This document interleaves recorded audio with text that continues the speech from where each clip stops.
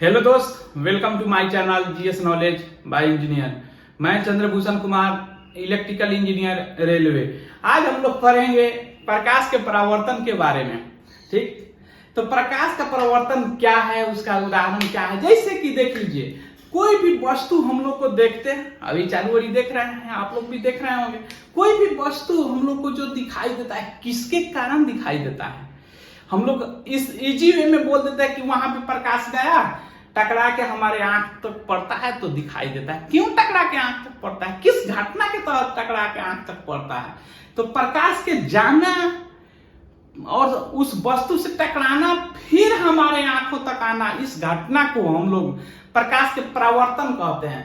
यानी कि वस्तु से टकरा के हमारे आंख तक आने की घटना को क्या कहते हैं, प्रकाश का परावर्तन। जैसे देख सकते हैं कि यहाँ पे भी आदमी अपना इमेज देख रहा है।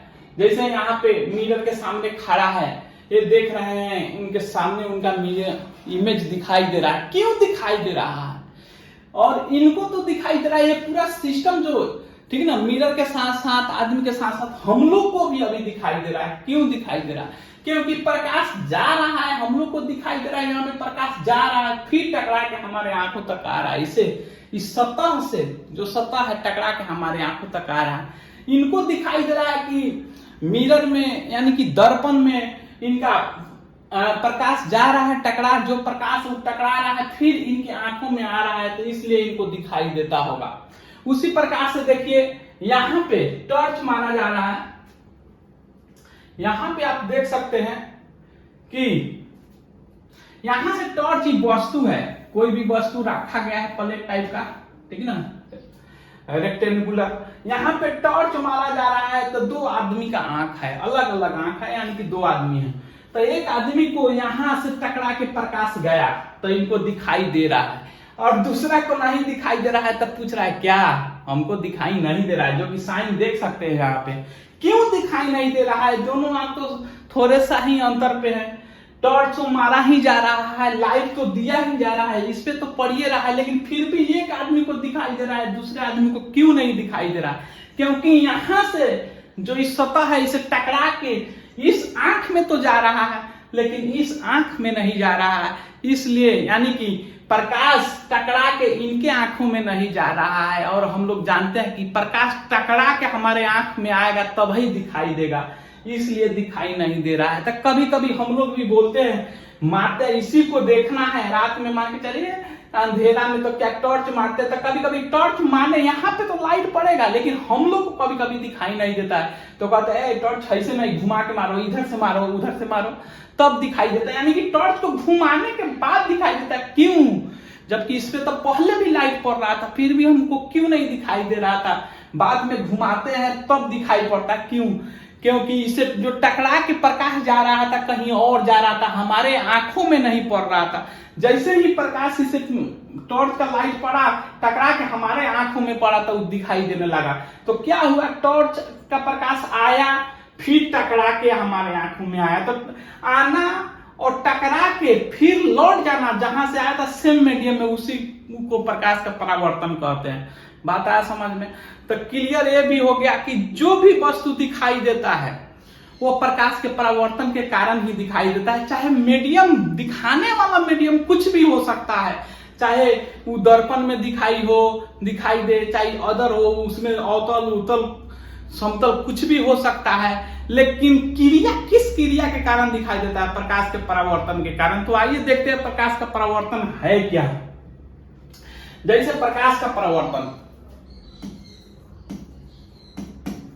प्रकाश की परावर्तन, रिफ्लेक्शन ऑफ लाइट बोलते हैं इसको। जब प्रकाश किसी सतह से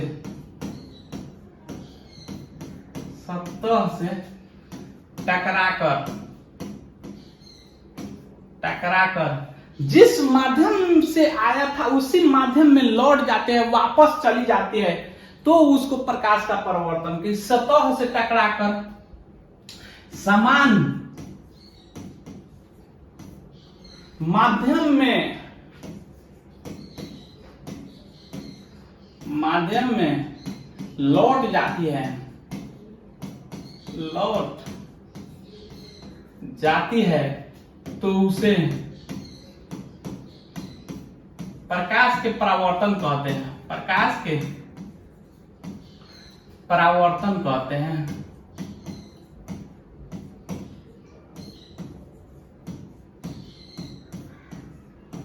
परावर्तन कहते हैं। बात आया समझ में?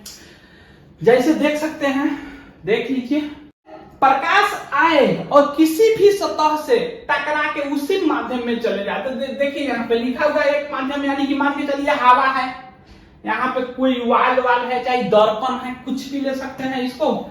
दूसरा माध्यम मान लीजिए हवा छोड़ के, तो एक माध्यम से देखिए यहाँ पे प्रकाश की किरण आई और फिर इसे टकरा के, ठीक ना, सतह से टकरा के फिर उसी माध्यम में लौट गई। जो आप लोग को दिख रहा होगा एरो का चिन्ह इधर है, यानी कि आ रहा है, यह क्या आ रहा है, प्रकाश की किरण, और टकराई से फिर चली गई, इधर चली गई।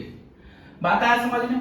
तो आने वाला को आपतित किरण बोलते हैं। जो किरण आई उसे क्या बोलते हैं, आपतित किरण।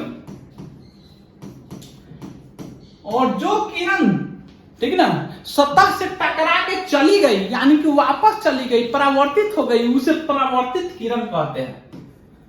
परावर्तित किरण कहते हैं। बात है समझ में? और जिस सतह से टकरा रही है उसे परावर्तक सतह कहते हैं। इसे क्या बोलेंगे, परावर्तक सतह। परावर्तक सतह कहते हैं। सब एक एक कंसेप्चुअली बेसिस पे समझिए, कभी भी कोई प्रॉब्लम नहीं होगा।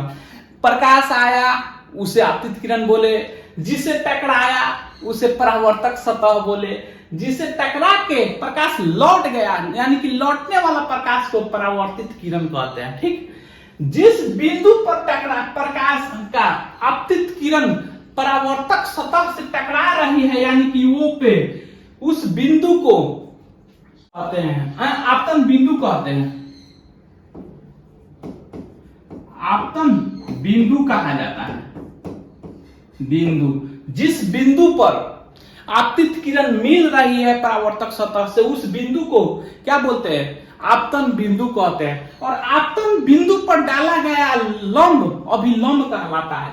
तो ये आपतन बिंदु हो गया आपका, वो लिखा हुआ देख रहे हैं ना, ये क्या हो गया, आपतन बिंदु। इस पे जो लंब डालिएगा उस लंब को अभिलंब का कहते हैं। अभिलंब। बात है समझ में? अब देखिए, कोई भी कोण अभिलंब से ही मापा जाता है, यानी कि मेजर किया जाता है। तो अभिलंब और आपतित किरण के बीच का कोण आपतन कोण कहलाता है। अभिलंब, कोई भी कोण अभिलंब से ही मापा जाता है। अभिलंब क्या होता है, आपतन बिंदु पर डाला गया लंब को अभिलंब कहते हैं। कोई भी कोण अभिलंब से ही मापा जाता है। तो अभिलंब और आपतित किरण के बीच के कोण को, आपतित किरण है इसलिए आपतन कोण कहते हैं।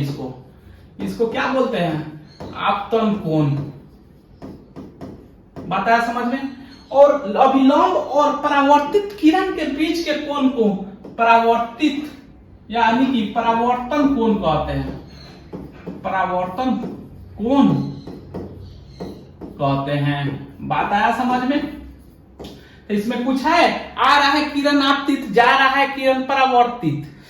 आपतन बिंदु, यानी कि जिस पर आपतित किरण परावर्तक सतह से मिल रहा है उसे आपतन बिंदु कहते हैं। जिस सतह से टकरा रहा है उसे परावर्तक सतह कहते हैं। ठीक, और आपतन बिंदु पर डाला गया लंब अभिलंब कहलाता है। सभी कोण, सभी एंगल अभिलंब से ही मेजर किया जाता है। तो अभिलंब और आपतित किरण के बीच बना कोण को आपतन कोण कहते हैं, और अभिलंब और परावर्तित किरण के बीच का बना कोण परावर्तन कोण कहते हैं। अब परावर्तन के नियम को देख लेते हैं।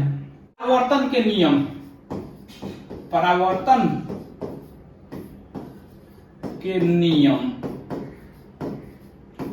परावर्तन का एक नियम कहता है कि यह जो आपतित कोण है वो परावर्तित कोण के हमेशा बराबर होता है। यानी कि क्या, आपतित कोण कितना है, आपतन कोण कितना है, I और परावर्तित कोण कितना है r, ये दोनों क्या होगा, हमेशा बराबर होगा। दूसरा में कहता है, देखिए ये जो आपतित किरण है, परावर्तित किरण है और आपतन बिंदु पर डाला गया लंब यानी कि अभिलंब, आपतित किरण, परावर्तित किरण और अभिलंब तीनों एक ही तल में होना चाहिए। बात समझ आ रहा है? क्या ये तल क्या है, परावर्तक सतह एक तल है, ठीक ना। ये तल में तीनों एक ही तल में होना चाहिए, तब टॉर्च मारते थे तो दिखाई नहीं देता था, क्योंकि अलग अलग अगर माध्यम यहाँ पे है देखने वाला, अगर टॉर्च मारिएगा यहाँ पे तो दिखाई देगा, नहीं दिखाई देगा, एक ही तल में होना चाहिए। तो क्या कहता है, आपतित किरण, आपतित किरण, परावर्तित किरण, परावर्तित किरण और अभिलंब एक ही पृष्ठ तल सतह तल पर होना चाहिए, पर होनी चाहिए,